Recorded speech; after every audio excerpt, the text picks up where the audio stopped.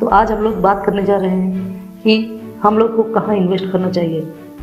जब भी हम लोग इन्वेस्टमेंट की बात आती है या जब भी हम लोग इन्वेस्टमेंट की बात करते हैं तो हमारे दिमाग में केवल एक ही चीज़ आती है कि चलो बिजनेस में इन्वेस्ट करते हैं, चलो शेयर मार्केट में इन्वेस्ट करते हैं, अपना पैसा चलो किसी ऐसे इंस्ट्रूमेंट में इन्वेस्ट करते हैं जिससे हमको एक अच्छा रिटर्न मिले।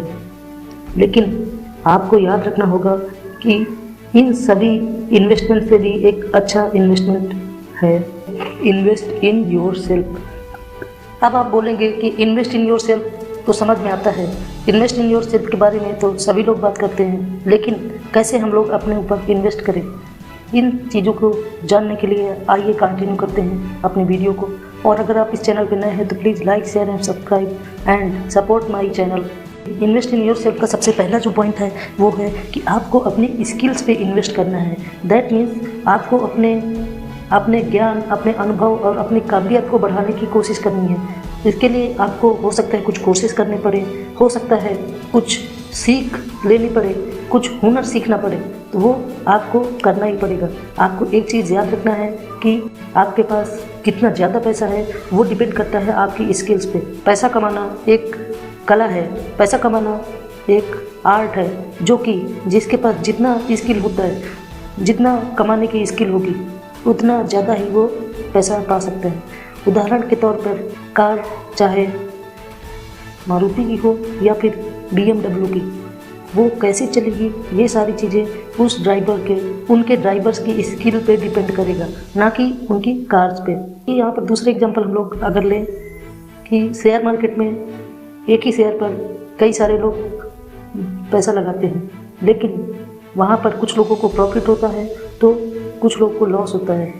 ये उनकी काबिलियत पे डिपेंड करता है कि वो उस शेयर से प्रॉफिट निकाल पा रहे हैं, जबकि दूसरी तरफ जिनके पास ज़्यादा काबिलियत नहीं है, जिनके पास शेयर मार्केट के बारे में ज़्यादा नॉलेज नहीं है, वो उस सेम शेयर में ही, सेम स्टॉक में ही लॉस बुक करते हैं। अगर आप कहीं भी इन्वेस्ट कर रहे हैं, अगर प्रॉपर्टीज में इन्वेस्ट कर दिया, बिजनेस में इन्वेस्ट किया, स्टॉक मार्केट में इन्वेस्ट किया या फिर फिक्स्ड डिपॉजिट में इन्वेस्ट किया, तो ये इन्वेस्टमेंट आपका हो सकता है बाई एनी कैलामिटी या फिर शेयर मार्केट में अप डाउन होने की वजह से डूब सकता है, या फिर ये पैसा आपका कोई चोरी कर सकता है। लेकिन अगर आपने अपने खुद पे इन्वेस्ट किया, अपने खुद की स्किल्स को डेवलप करने के लिए इन्वेस्ट किया, तो आपके पास पैसा नहीं भी होते हुए आप अपनी स्किल्स के दम पे फिर से दोबारा उठ खड़े होंगे और फिर से पैसा बना लेंगे। जो भी काम आप करना चाहेंगे, आप अपनी स्किल्स, अपने हुनर, अपनी काबिलियत के दम पे आगे बढ़ेंगे और एक सक्सेसफुल इंसान बनकर दूसरों के लिए प्रेरणा बनेंगे। इन्वेस्ट इन योर सेल्फ का दूसरा पॉइंट जो है, आपको अपनी हेल्थ पे इन्वेस्ट करना है। आपको खूब सारी एक्सरसाइज करनी है जिससे कि आप एक्टिव रहें और आप बीमारियों से दूर रहेंगे। आपके अंदर एक फ्रेशनेस रहेगी अगर आप डेली एक्सरसाइज करते हैं। हेल्दी एक्टिविटीज़ में पार्टिसिपेट करना है, अपनी हॉबीज़ को परस्यू करना है। दैट मीन्स आपको जो भी गेम अच्छा लगे, जो भी खेल अच्छा लगे, आउटडोर या फिर इनडोर, दोनों में आपको पार्टिसिपेट करना है और अपना इंटरेस्ट जगाना है, जिससे कि आपका ब्रेन, आपका बॉडी हमेशा एक्टिव रहे और आप हमेशा फ्यूचर में आने वाली अपॉर्चुनिटीज़ के लिए रेडी रहें। कभी कभी क्या होता है कि हम पढ़ना तो बहुत चाहते हैं, हमारा दिमाग भी बहुत तेज़ होता है, लेकिन कभी कभी हमारा शरीर साथ नहीं देता, और कभी कभी ऐसा होता है कि हमारा शरीर अच्छा है लेकिन हमारा दिमाग उसका साथ नहीं देता। तो इन दोनों का अगर परफेक्ट बैलेंस बनाना है, आपको अपने बॉडी एंड माइंड दोनों की हेल्थ का ख्याल रखना पड़ेगा। उसके लिए आपको हेल्दी डाइट्स लेनी पड़ेंगी जिसमें आप फ्रूट्स को शामिल कर सकते हैं। थर्ड जो पॉइंट आपको याद रखना है वो है, आपको इन्वेस्ट करना है in your ability improvement. That means आपको अपनी एबिलिटी इम्प्रूव करनी है, आपको अपनी पर्सनालिटी इम्प्रूवमेंट करनी है, जिससे कि आप फ्यूचर में आने वाले किसी भी अपॉर्चुनिटी के लिए हमेशा तैयार रहें। फोर्थ है, लर्न न्यू थिंग्स।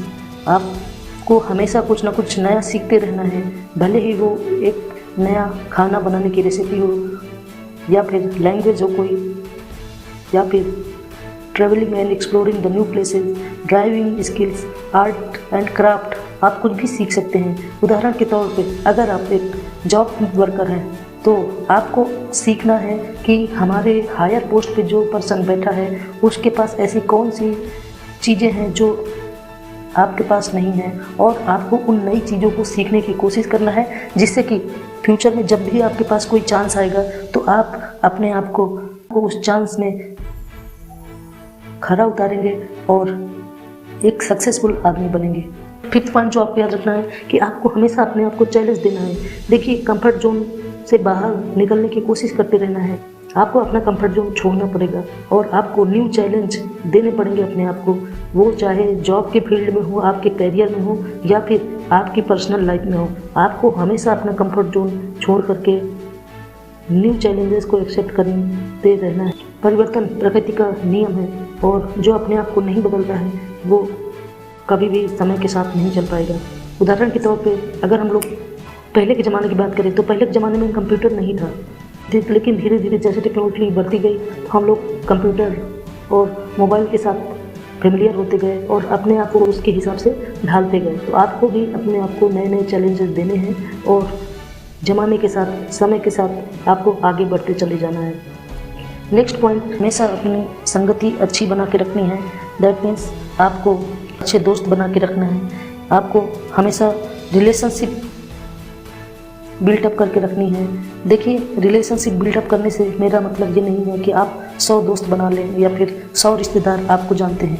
आपको क्वांटिटी पे नहीं बट क्वालिटी पे आपको फोकस करना चाहिए, जैसे कि आप जब भी मुसीबत में हो तो वो आपकी मदद कर सकें और जब वो मुसीबत में हो तो आप उनकी मदद कर सकें। तो आपको हमेशा अपना रिलेशनशिप बिल्डअप करने में इन्वेस्ट करना चाहिए, क्योंकि बुरे समय में हमेशा अपने और अपने रिश्तेदार ही काम आते हैं। आपने अगर एक अच्छा रिलेशन बना रखा है और सपोज़ आपके पास एक बुरा समय आता है, आपके पास एक अच्छे रिश्तेदार हैं, आपके पास अच्छे दोस्त हैं, आपने अपने फैमिली में एक अच्छा रिलेशनशिप बिल्डअप करके रखा है, तो आप आसानी से उस समस्या का समाधान पा सकते हैं और बिना किसी ज़्यादा परेशानी के आप उस समस्या से बाहर निकल आएंगे और डेफिनेटली आप आगे सक्सेस की तरफ बढ़ जाएंगे। नेक्स्ट पॉइंट जो आपको याद रखना है, invest in your self for future. That means आपको अपने बुढ़ापे के लिए कुछ ना कुछ सेविंग्स बचा के रखनी है।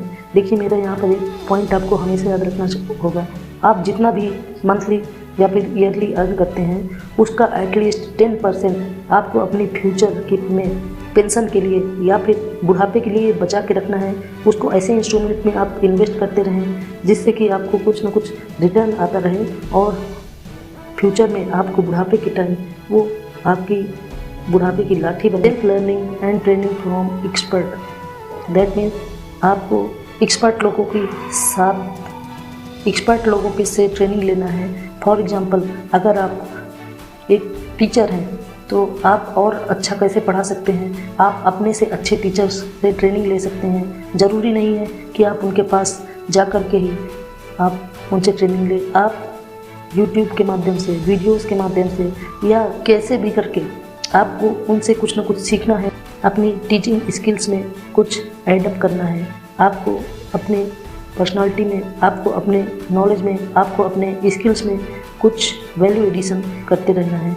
आपको सेल्फ लर्निंग पे भी फोकस करना चाहिए। तो अगर मैं समराइज़ करूँ तो आपको हमेशा अपने स्किल्स पे इन्वेस्ट करना चाहिए। सेकंड थिंग, आपको अपने हेल्थ एंड माइंड के लिए कुछ ना कुछ इन्वेस्टमेंट करनी है। थर्ड पॉइंट इज़, आपको अपनी एबिलिटी इम्प्रूवमेंट करने के लिए, आपको अपनी पर्सनालिटी इम्प्रूवमेंट करने के लिए इन्वेस्ट करना है। आपको एक अच्छा एजुकेशन लेने के लिए इन्वेस्टमेंट करना है।